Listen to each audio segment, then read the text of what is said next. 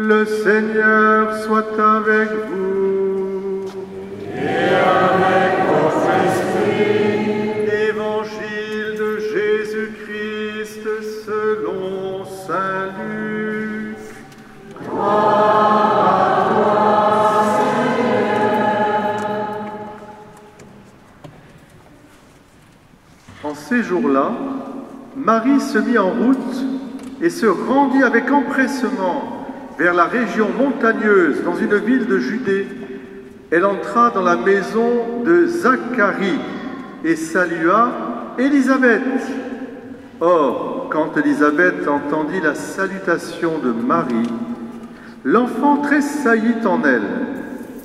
Alors Élisabeth fut remplie d'Esprit Saint et elle s'écria d'une voix forte: « Tu es bénie entre toutes les femmes, et le fruit de tes entrailles est béni.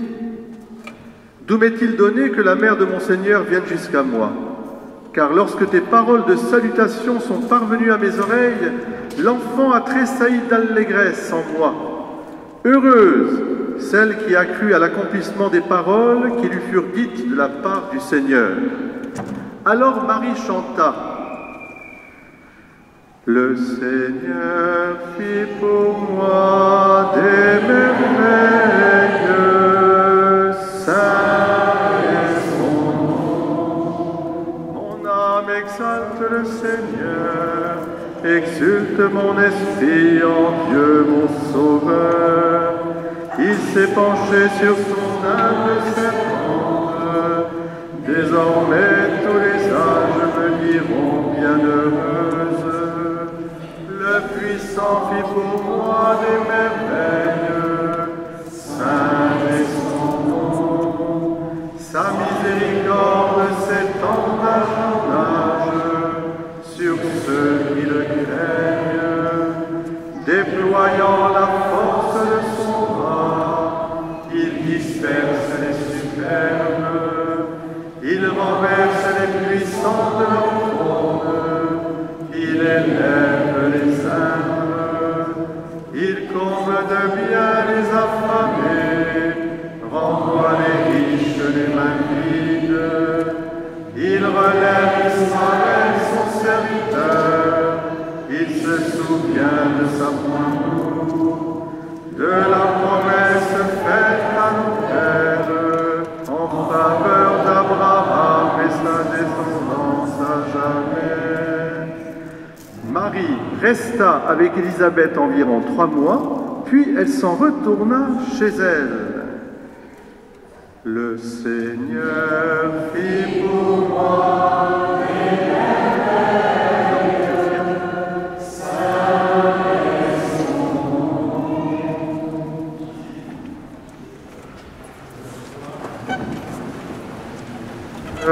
Fit pour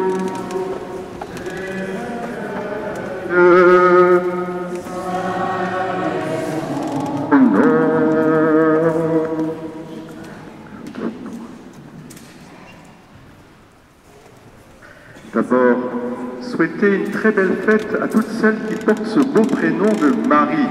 Alors levez la main qui ont le prénom de Marie en premier prénom déjà, peut-être qu'ils l'ont aussi en deuxième prénom. On a tous un peu le prénom de Marie, moi aussi, hein, donc voilà. Et Marius, tu sais, tu es sous le patronage aussi de Marie. Voilà. C'est beau de se fêter comme ça, une très belle fête. Nous allons de fête en fête. Alors, ce dogme de l'Assomption de Marie n'a pas attendu 1950 pour être cru et célébré. On a toujours célébré depuis la primitive Église la gloire de Marie. Ça nous vient déjà de l'Évangile de Saint Luc. D'où me vient que la mère de mon Sauveur vienne jusqu'à moi, hein, car l'enfant a tressailli d'allégresse. Oui, on te dira bienheureuse, hein, parmi toutes les femmes tu es. Voilà, c'est cette gloire de Marie que nous chantons. Évidemment, la première question que nous devons nous poser, c'est, puisque nous fêtons cette fête de l'Assomption, et nous faisons bien, car la tradition vivante, elle est certainement l'assurance de l'avenir pour nous, les enfants, les générations suivantes, les petits-enfants comme Arthur. Nous avons à transmettre cette foi qui nous a été donnée gratuitement, cette foi qui prend toute sa source au début, au commencement. Alors, à votre avis, quelle est la source de la gloire de Marie, de sa glorification corps et âme? Pourquoi? Où est-ce que ça commence pour Marie vraiment, cette glorification corps et âme?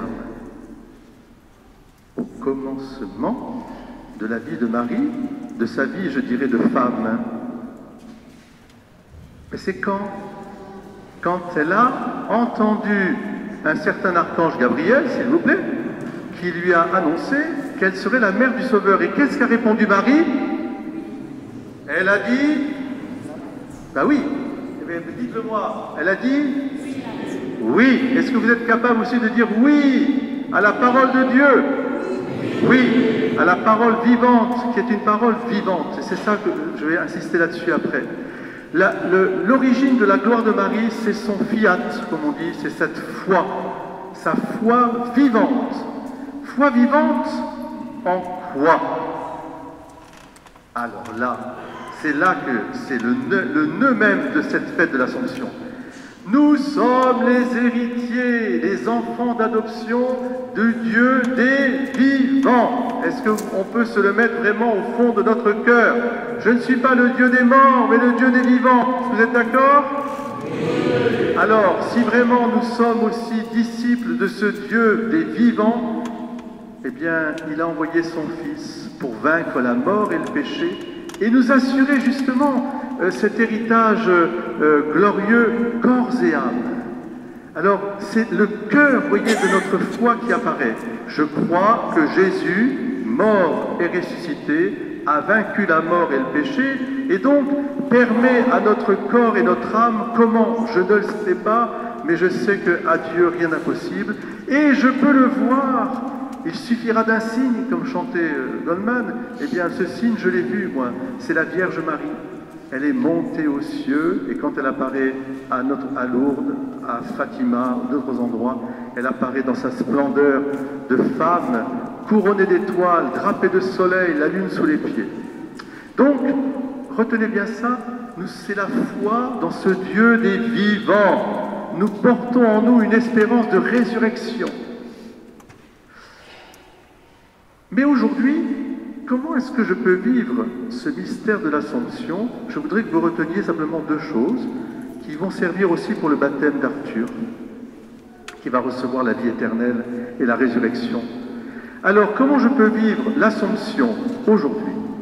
La première chose, si Marie est montée aux cieux, comme on dit, c'est-à-dire elle est allée auprès de Dieu avec son corps et son âme, quelle est la vérité qui apparaît la première? Réfléchissez un petit peu. Vous avez 5 secondes.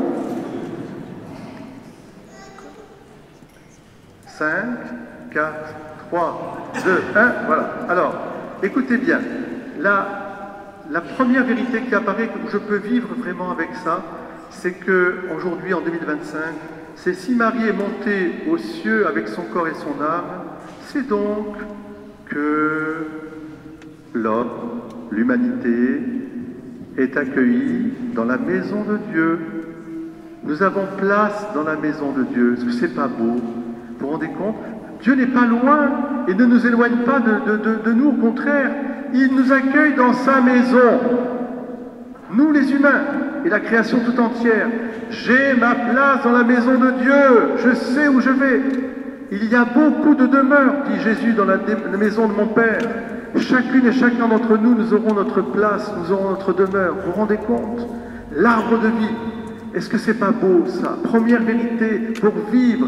Nous allons vivre l'Assomption vraiment en cherchant ces réalités du ciel, en disant « Oh mon Dieu, que tu es bon, mon Dieu, de nous accueillir dans ta maison. » Jésus est la tête, Marie est quelque part le cou, et nous sommes ses membres. Nous savons que l'humanité tout entière est accueillie dans la maison de Dieu.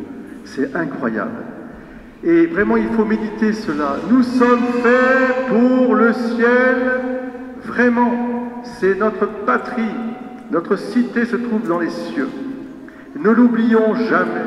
Ayons cette foi à quoi ça sert à l'homme de gagner l'univers si on en vient à perdre justement le pourquoi de notre vie? Tout cela est bon si nous le mettons au service de gagner le ciel. Il faut gagner le ciel, il faut aller vers le ciel.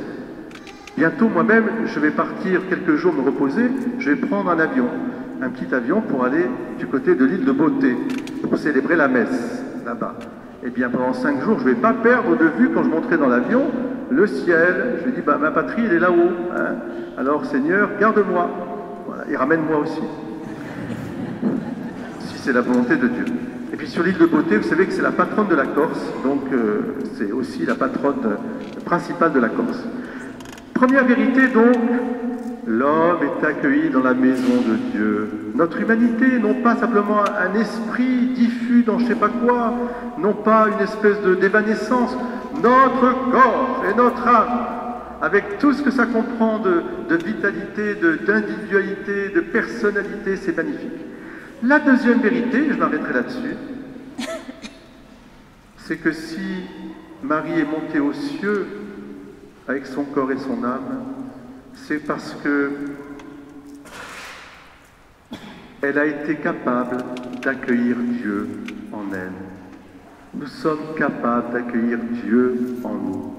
Par la grâce, nous devons cultiver la grâce, c'est-à-dire la bonté de Dieu répandue dans nos cœurs, qui nous purifie, qui, je dirais, maintient l'équilibre entre la pesanteur et la gloire. Par la grâce, nous sommes élevés, nous sommes capables de Dieu. Ne nous interdisons pas de rencontrer Dieu. Nous pouvons accueillir Dieu. Dieu nous accueille là-haut, mais nous pouvons l'accueillir déjà dans notre cœur. Vous vous rendez compte? Comme Marie l'a fait.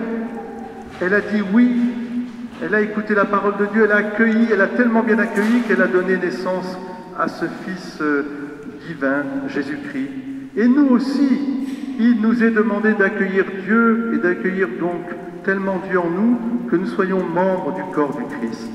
Et c'est ce que va vivre maintenant pleinement notre petit Arthur, entouré de l'Assemblée. Nous sommes invités dans la maison de Dieu, et nous pouvons, chacune et chacun, inviter Dieu dans notre propre maison. Que Notre-Dame de l'Assomption nous guide sur ce chemin de vie. Amen.